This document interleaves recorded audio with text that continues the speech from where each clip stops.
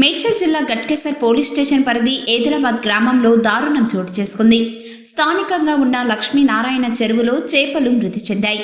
Jawahar Nagar dumping yard వ్యర్థాలు, ఇతర రసాయనిక వ్యర్థాలు చెరువుల నీళ్లలో కలవటంతో చేపలు మృత్యువాత పడ్డాయని మత్స్యకారులు ఆవేదన వ్యక్తం చేస్తున్నారు.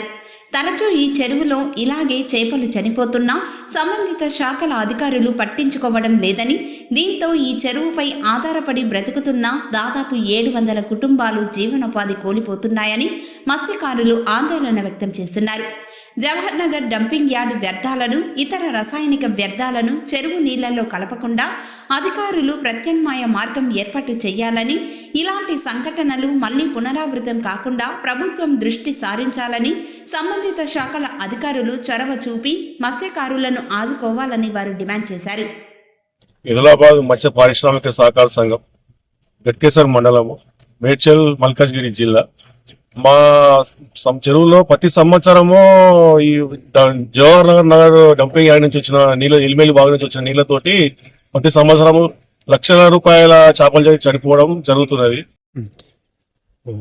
ప్రతి సంవత్సరం ఇదే విధంగా చావడం జరుగుతుంది.